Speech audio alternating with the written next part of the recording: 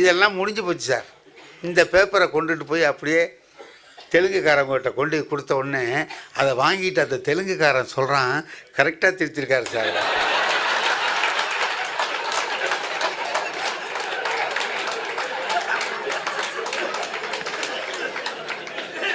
அப்போ அவன் எப்படி திருத்திருப்பான்?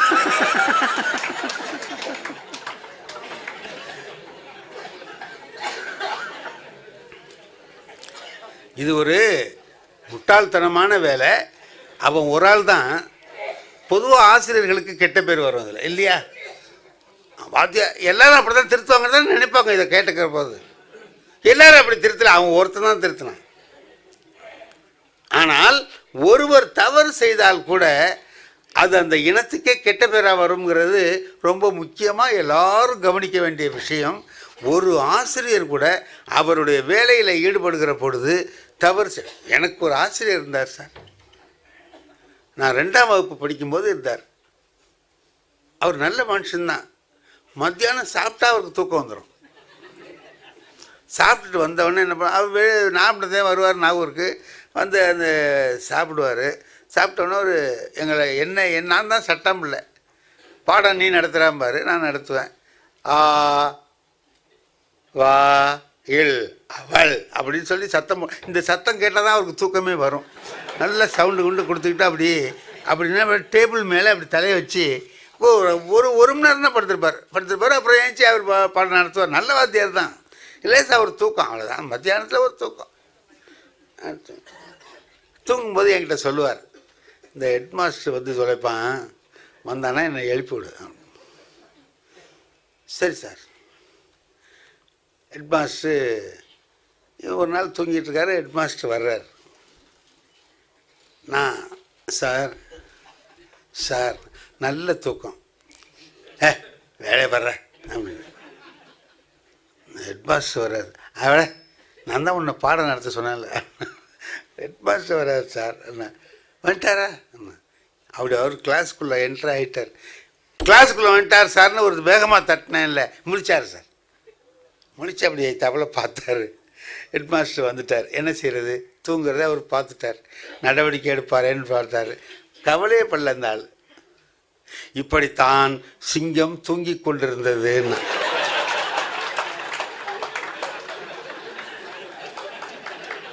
ஹெட் மாஸ்டர் கேட்டார், என்ன இதுன்னாரு. பயலுகளுக்கு சிங்கம் சுண்டலி கதை நடத்திக்கிட்டு இருந்தேன் சார். சிங்கம் தூங்குச்சு, சுண்டலி மேலே ஏறி விளையாடிச்சின்னு சொன்னேன். சிங்கம் எப்படி தூங்கும்னு அவனு பார்த்தா இல்லையா? கேட்டானோ, அதான் காமிச்சிக்கிட்டு இருந்தேன். நீங்கள் வந்துட்டீங்க. அவர் பார்த்தாரு, நீ எந்த ஊருக்கு போனாலும் உருப்பிட்டு அப்படின்னு. அதாவது சமாளிக்கிறதுங்கிறது இருக்கு பாருங்க, அது ஒரு விஷயம். இப்படி எப்படி சமாளிக்கிறது, இந்த மாதிரி அவர் வந்துட்டார்னா என்ன பண்ணுறது அப்படின்னா எப்படி சமாளிக்கிறது அப்படின்ட்டு. அந்த காலத்தில் நாங்கள் ஒன்று செய்கிறது, ஒரு வேடிக்கை செஞ்சோம். ஒரு பள்ளிக்கூடத்தில் நடக்கிற விஷயத்தை ஒரு நகைச்சுவையாக ஆக்கணும். நடக்கிறது நாங்கள் நகைச்சுவையாக ஆக்கணும். எப்படின்னு கேட்டிங்கன்னா, எல்லாருக்கும் தெரிஞ்ச ஒரு நகைச்சுவை துணுக்கு உண்டு. என்ன, ஒரு பையன் என்ன சொல்லுவான், தெரியாதுன்னு சொல்லுவான். எதுக்கு எடுத்தாலும் தெரியாதும்மா. வாத்தியார் அவனை வச்சு என்ன பண்ணுறது? அவன் தெரியாதுங்கிற பதிலை சொல்கிற மாதிரி கேள்வி கேட்கணும். இது வாத்தியாருடைய கெட்டிக்காரத்தனம். இது ஒரு ஜோக்கு அந்த காலத்தில். இப்போ என்ன பண்ணுறான், அதை எப்படி டெவலப் பண்ணி வச்சுருக்குறோம் அப்படின்னு சொன்னால் கேட்குற போது எப்படி இருக்கு பாருங்கள். வாத்தியார் இருக்கார், ஒரு கிளாஸில் ஒரு பையன் இருக்கான்.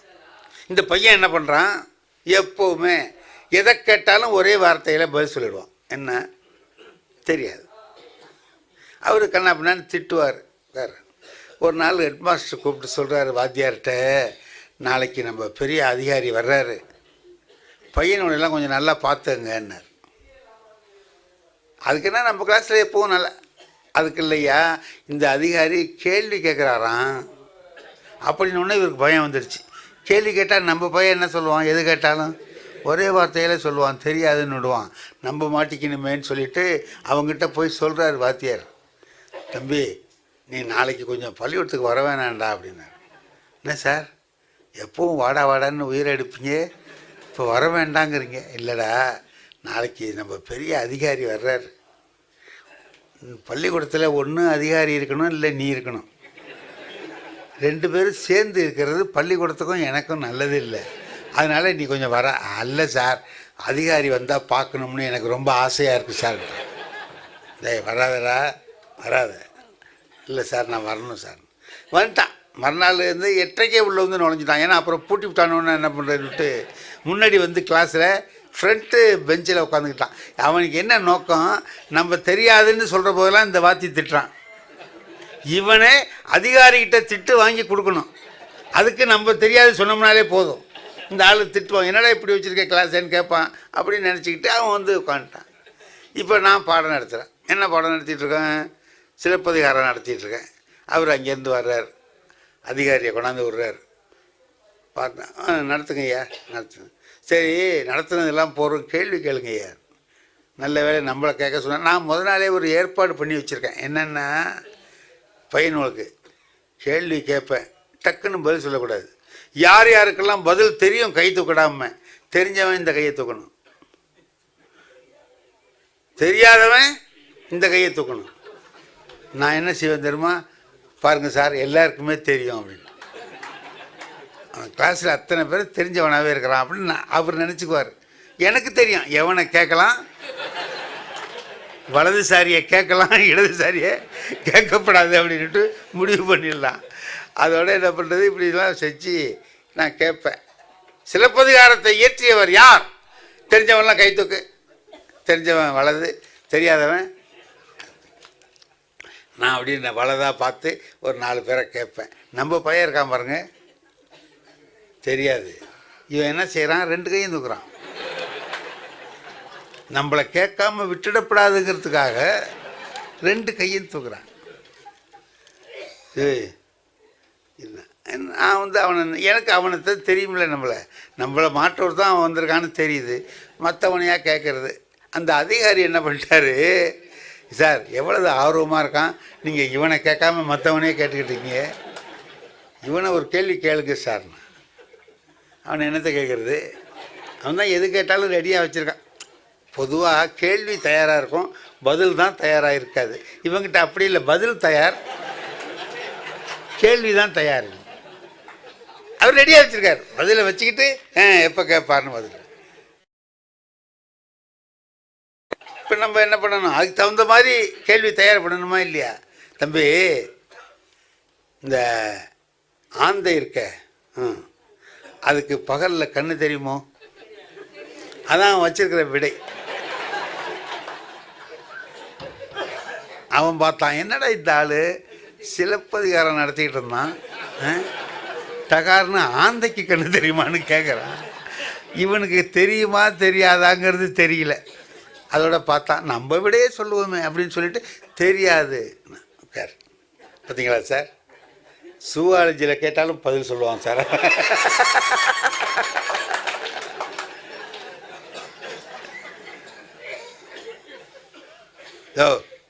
அவருக்கு சந்தேகம், என்னடா இந்த ஆள் ஏன் இது ஆந்தையை பற்றி கேட்குறான், நடத்துனது சிலப்பதிகாரம், அதில் கேள்வி கேட்கணும், இவன் ஆந்தையை கேட்குறானே. ஆமாம், இன்னொரு கேள்வி கேளுங்க. சரி தம்பி எந்திரி. அவன் பார்த்தான், முதல்ல என்னமோ சொல்லிட்டோம், இந்த ஆள் தப்பிச்சுக்கிட்டான். இந்த தடவை நம்ம பதிலை சொன்னோம்னா அவன் மாட்டிக்குவான்னு நினச்சிக்கிட்டு அவன் நின்றுக்கிட்டு சிரிக்கிறான் வாத்தியாரை பார்த்து. இவர், தம்பி நான் இன்னைக்கு மாட்டுற பாருங்க அப்படின்னு அவன் சவால் விடுற மாதிரி அவன் நிற்கிறான். இவர், காக்கைக்கு இரவுல கண்ணு தெரியுமோ?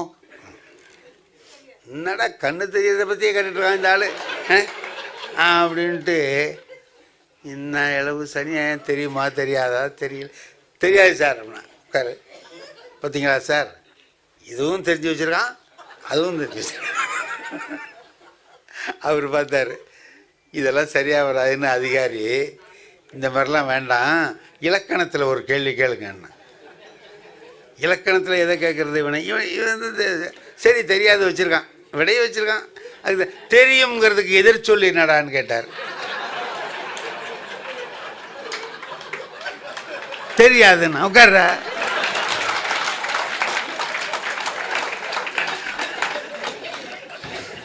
இதெல்லாம் பெருசு இல்லை. ஒரு பெரிய விஷயம் என்னன்னு கேட்டிங்கன்னா, இப்படி ஒரு அதிகாரி வர்ற பொழுது நாம் சில சமயங்களை சமாளிக்கிறோம், இதெல்லாம் செய்கிறோம். சில நேரங்களில் நமக்கு வந்து பெரிய இக்கட்டான விஷயங்களில் நாம் மாட்டிக்கிற மாதிரி வந்துடும். அப்படி தப்பிச்சுக்கிட்டு வர்றதுங்கிறதுக்கு பாருங்கள், அது பெரிய விஷயம்.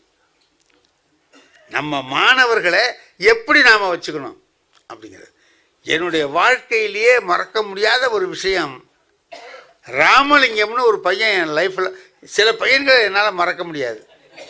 ஒரு பையன் கோயம்புத்தூரில் என்னை பார்த்தான். எங்கேயா நீங்கள் இங்கே வந்தீங்கன்னு கேட்டான். இல்லைப்பா இங்கே ஒரு வேலையாக வந்தேன், இங்கே இருக்கேன். அப்படி நீ யாருன்னு கேட்டேன். என்ன தெரியலையா உங்களுக்கு அப்படின்னா, தெரியலப்பா.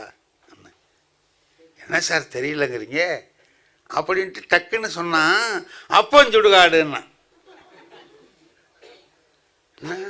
அடே நீ கோவிந்தராஜ் இல்லை, உங்கள் அப்பா கூட ரயில்வேயில் வேலை செஞ்சாரேன்னு நினைப்பு வந்துட்டு. அப்பன் சுடுகாடுன்னு என்ன செஞ்சாவன். அது மாதிரி மாணவர்களை மறக்க மாட்டோங்கிறதுக்காக சொல்கிறேன். திருவிக்காவினுடைய ஒரு கட்டுரை ஆளுக்கு ஒரு பாரா படின்னு சொல்கிறேன். கிளாஸில் படிச்சுட்டு இருக்கான். இந்த பையன் படிக்கிற போது எப்படி படிக்கிறான், அப்பன் சுடுகாடு பார்க்க அழகாக இருந்ததுன்னு படித்தான். அப்பன் சுடுகாடு பார்க்க அழகாக இருந்தது. என்னடா அப்பன் சுடுகாடு மவன் சுடுகாடுன்னு தனித்தனியாக வச்சுருக்கான் அப்படின்னு நினச்சிக்கிட்டு, என்னடா இப்படி படிக்கிறேன்னு. அதான் சார் அப்பன் சுடுகாடு பார்க்க அழகாக இருந்தது, இதில் எழுதியிருக்கிறது சார் படிக்கணும்னா அப்படின்னா. புஸ்தகத்தை வாங்கி பார்த்தா அதில் என்ன இருக்குது, அப்பசுங்காடு திருவிக்கா எழுதியிருக்கார். அப்பசுங்காடு பார்க்க அழகாக இருந்ததுன்னு எழுதுறார் சார். இவன் அதை எப்படி படிக்கிறான், அப்பஞ்சுடுகாடு பார்க்க அழகாக இருந்ததுன்னு. நான் இல்லை என்னடா, அதுலேருந்து அவனுக்கு நான் பேர் வச்சேன், அப்பஞ்சுடுகாடுன்னு பேர் வச்சுட்டேன். அது மாதிரி செய்கிறது உண்டு. இந்த பாருங்கள், நம்ம எங்ககிட்ட ஒரு பழக்கம் உண்டு. சில நேரங்களில் சில தப்பு பண்ணுவோம். என்ன தப்புன்னு நான் சொல்கிறேன் பாருங்கள். சினிமா பார்க்க போகிறோம்ல, சினிமா பார்க்க போகிற போது என்ன பண்ணணும், பக்கத்தில் உட்காந்துருக்கிறவனை கொஞ்சம் கவனிச்சுக்கணும்.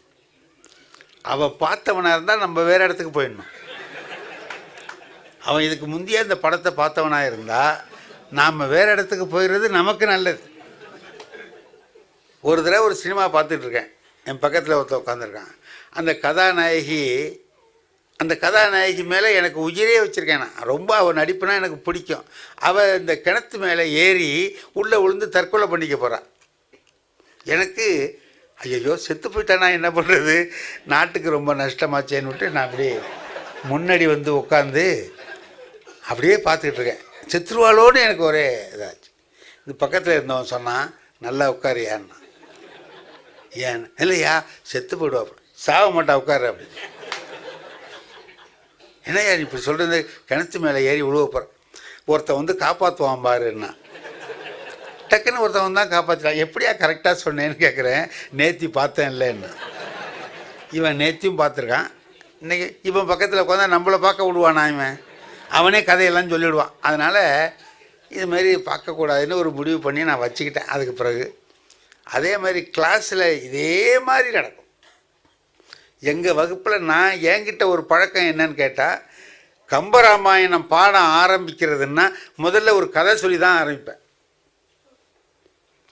அது சொன்னாக்கா பிள்ளைகளுக்கு ஒரு இன்ட்ரெஸ்டாக கேட்பாங்க. ஒரு குலுக்கி விட்டது மாதிரி இருக்கும். கிருபானந்த வாரியார் சொல்கிற மாதிரி நல்ல செய்திகள் சொல்லும்போது இடையில் எதுக்கு நகைச்சுவைன்னு கேட்டாங்க அவர்கிட்ட. அப்போ அவர் சொன்னார், களத்து மேடு போய் பார்த்துருக்கியா, நெல் அறுத்து கொட்டி வச்சுருப்பாங்க நெல், அப்போ அளப்பாங்களே பார்த்துருக்கியா நீ அப்படின்னு. நான் பார்த்துருக்கேன். என்ன செய்வாங்க, மரக்காலால் அளந்து போடுவான் சாக்கில். ஒரு 6 மரக்காய் கொட்டினதுக்கு பிறகு என்ன பண்ணுவான், தூக்கி ஒரு குலுக்குவான். ஏன், மறுபடி நெல் போடுறதுக்காக. ஒரு செய்தி சொல்லிக்கிட்டு வரும்போது ஏன் நகைச்சுவை சொல்கிறான்னா, மேற்கொண்டு செய்தி சொல்கிறதுக்கு அவனுக்கு அலுப்பு இல்லாமல் இருக்கிறதுக்காக ஒரு குலுக்கி விடுறது தான் நகைச்சுவைன்னு சொல்லுவான். அதுதான் நகைச்சுவை.